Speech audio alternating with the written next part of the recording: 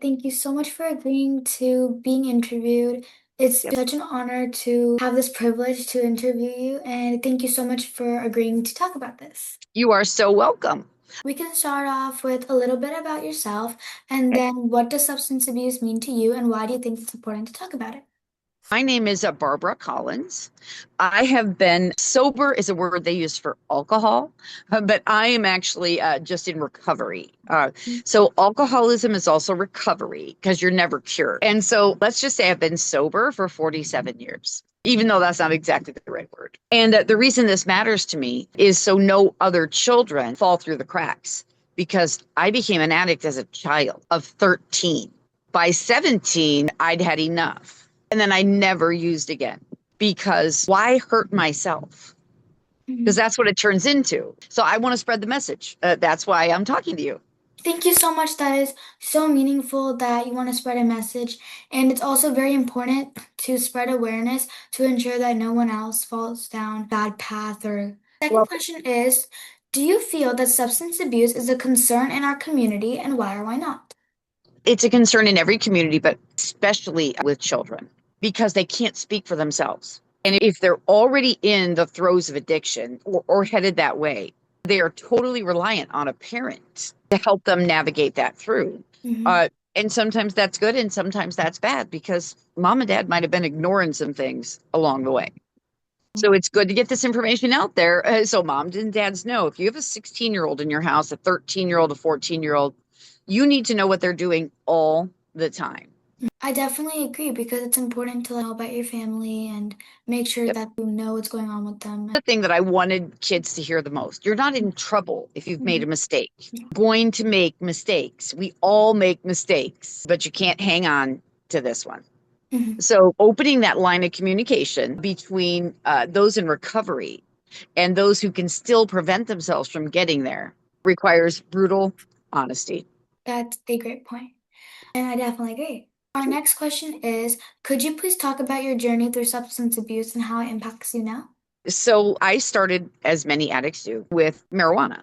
Then you need something else and something else and something else. And you don't even really care what those other things are because you are under the impression that they are helping you feel better. Mhm. Well, the only way to feel better is to look at yourself in the mirror and say, am I doing all of my work? And get a therapist if needed. And millions of children would be saved from addiction if we just did those things. So I was an addict between 13 and 17. Mhm. And so I think most people tend to ignore, especially in later life, the fact that you were even an addict. What were you an addict for? What drugs did you do? I bet it was fun. No, it was not. So I don't joke around about, oh, the good old days. What are they talking about? There's no good old days. Mhm. So I do things like this just to get it on the record. That's great because it's important for everyone to accept that they glamorize it a lot That's and right. it impacts your future a lot. Because even if you think that you're having fun now, it's going to harm you in the long run. That's it exactly. And Mhm. the problem isn't that kids are starting with marijuana. The issue is marijuana is illegal in North Carolina. Once kids start with a gateway drug like cannabis, take their first drink of beer, another gateway drug. Beer leads to this, and pretty soon people are doing shots of vodka. My main point to this is it doesn't really matter what the addiction is. If you don't keep talking about it, you don't keep admitting it, pretty soon it's a secret. It's hard to go forward from there. That's the first lesson I want everybody to hear. Everybody is not doing it, and you shouldn't be doing it either. Company really does matter a lot because the people you're around really influence you. So from the start, we should be mindful of who we're around. Our next question is, what are some reasons you think people might start using substances like drugs or alcohol? Trauma. So they've had some trauma in their life, whatever it is. It's not just for grins. It takes a lot to get drugs, especially in a state where no drugs are legal. Can you imagine how much they've had to think about it, time it, get money for it? It's a full time job, just finding drugs. And then you start hanging out with people and they're using drugs too. Kids today don't know what's in the drugs they're taking. And even cannabis can be infused with fentanyl. So, because we don't have a lot of education on any of these drugs, including alcohol, that bothers me. So, we have to keep telling our story. So, trauma is how people get into it, and healing is how they get out of it. So I stopped hurting myself. And In your opinion, how does peer pressure influence decisions around trying drugs or alcohol? it really isn't peer pressure, it's peer selection. Mhm, So if you choose to be with people who are using, mhm, you will eventually use. If you choose to be around people who don't use, who wouldn't consider using, the likelihood of you becoming an addict is very small. mhm, And so I think that everybody who hears this, anybody who knows this message knows this. There's no vacation from life. Vacations are great, but there's no vacation from life. You have to learn how to cope and surround yourself with people who both love you enough, they respect you, and they're watching out for you enough. That's what it takes to prevent children from using drugs, is to not let them have the kind of access. definitely. Because, like you mentioned before, it just leads to more and more. People selling weed make more money if they sell anything else. So you know what their motive is: profit. It's just very important to stay away from all of them altogether. Agreed. The dealers who deal everything else also have weed. They're Mhm, going to try to move you up that chain. That's their job. mhm, That's why they don't use. mhm, You won't find a drug dealer that uses, because they're there to make money. mhm. So it isn't a peer pressure, it's pure selection. And our next question is, do you think mental health and stress are connected to substance abuse? And if so, how? I would say that it's anxiety and depression together, Mhm, because people are being medicated for those things over and over and over again. mhm, That actually is the perfect thing to do. Go and talk to your primary practitioner, talk to your parents, what's going on, get your medicine, take it as prescribed. Addiction affects everything. mhm, And even psychiatric drugs can be a gateway, because people stop taking those and start taking things that make them feel better mhm, under the illusion that they're helping themselves. mhm. How do you think people can escape addiction effectively and get the help that they need? It would be to never start at all. It has to happen before they become addicts. Mhm, It should be taught in school. A kid should be given real information. We shouldn't treat it like you're going to get in trouble if you talk about it. There's no shame. This is an mhm, illness that is born from anxiety, stress, and trauma. mhm. Without fixing that, nothing else can be fixed. Could you talk about how you got through your rehab and recovery? So I graduated from high school.